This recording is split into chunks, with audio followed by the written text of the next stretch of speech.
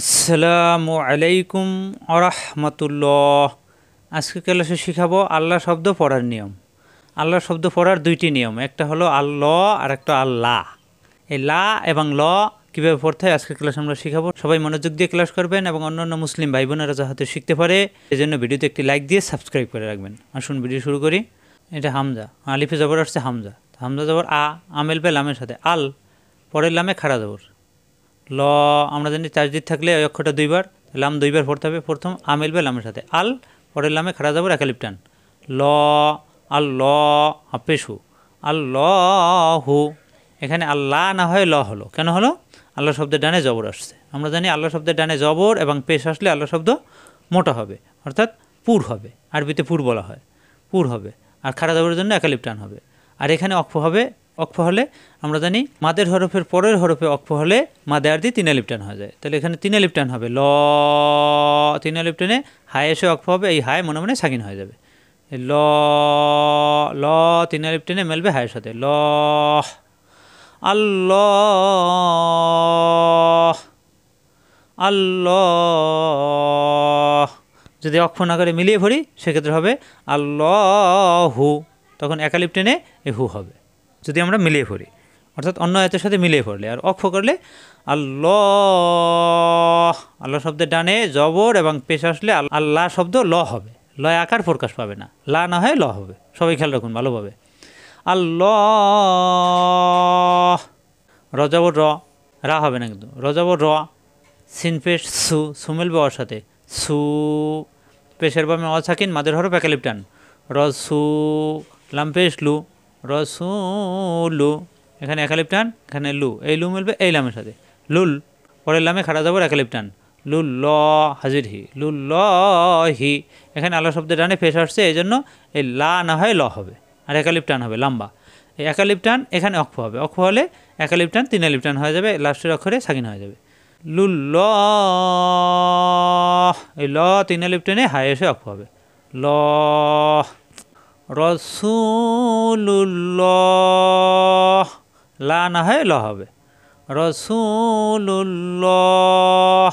আল্লাহ শব্দের ডানে জবর আসায় আল্লাহ শব্দ লা না হয় ল হবে, আল্লাহ শব্দের ডানে পেশ আসায় আল্লাহ শব্দ লা না হয় ল হবে। জবর এবং পেশ আসলে আল্লাহ শব্দ কি হয়? পুর, অর্থাৎ মোটা হয়। ল মানে মোটা, আর লা পাতলা। হামজা জবর আমেল বে লামের সাথে লামে তাজদিদ দুইবার, পরের লামে খাড়া জবর একালিপ টান আল্লাহ, আল্লাহ শব্দের ডানে জবর আসার কারণে ল হবে, লা হবে না। আল্লাহ হাফেশ হু, হুমেল বে মেমের সাথে মেমে তাজদিদ অজিব গুন্না হুম, পরের মেমে জবর মা আল্লাহুম্মা আল্লাহুম্মা। আল্লাহ না হয় ল হলো কেন? আল্লাহ শব্দের ডানে জবর আসছে এই জন্য।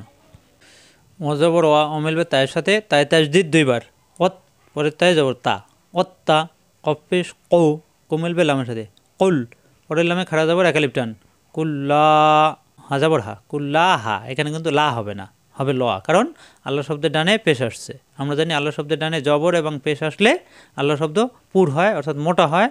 লা না হয় ল হয়, ল মানে মোটা। অত্তাকুল্লাহা, এখানে স্টেশন থামবে, থামলে ল একালিপ টান। আমরা জানি মাদের হরফের পরের হরফে অক্ষ হলে মাদের দিয়ে তিন আলিপ টান হয়ে যায়, তাহলে ল তিন আলিপ টানে হায় এসে অক্ষ হবে, এখানে মনে মনে সাকিন হয়ে যাবে কুল্লাহ। অত্তাকুল্লাহ অত্তাকুল্লাহ। আল্লাহ শব্দের ডানে পেশ, আল্লাহ শব্দের ডানে জবর আসলে আল্লাহ শব্দ মোটা হবে, পুর হবে, আর জের আসলে পাতলা হবে। অত্তাকুল্লাহ। বাজের বি, বিমেল বে সিনের সাথে বিস, মিমজের মি, মিমেল বে লামের সাথে মিল, পরের লামে খাড়া যাবো একালিপ টান মিল্লা হাজির হি মিল্লাহি। এখানে আসছে আল্লাহ শব্দের ডানে জের, সবাই ভালোভাবে খেয়াল করুন। আল্লাহ শব্দের ডানে পেশ, আল্লাহ শব্দের ডানে জবর আসলে আল্লাহ শব্দ পুর হবে, মোটা হবে। আর আল্লাহ শব্দের ডানে জের আসলে আল্লাহ শব্দ বারিক হবে, অর্থাৎ পাতলা হবে, লয় আকার প্রকাশ পাবে, ল হবে না। বিসমিল্লাহ, এখানে অক্ষ হলে তিন আলিপ টান, অক্ষ না হলে লা একালিপ টানে হি হবে বিসমিল্লাহি, অক্ষ না হলে, আর অক্ষ হলে বিসমিল্লাহ। আল্লাহ শব্দের ডানে জের আসার কারণে আল্লাহ শব্দ লা হবে, অর্থাৎ বারিক হবে, পাতলা হবে, মোটা হবে না। বিসমিল্লাহ। সবাই ভালোভাবে খেয়াল রাখবেন, এই আল্লাহ শব্দের ডানে জবর এবং পেশ, জবর এবং পেশ কিন্তু উপরে থাকে, সবাই খেয়াল রাখবেন। জবর এবং পেশ থাকলে তখন মোটা হবে, আর জের থাকে নিচে, জের থাকলে তখন পাতলা হবে। বিসমিল্লাহ, বিসমিল্লাহ।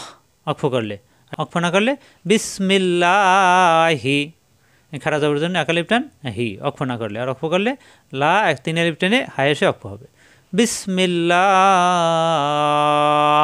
আশা করি ক্লিয়ার। আল্লাহ শব্দের ডানে জবর এবং পেশ থাকলে মোটা হবে, জের থাকলে পাতলা হবে। আজ এ পর্যন্তই। আসসালামু আলাইকুম আ রাহমাতুল্লাহ।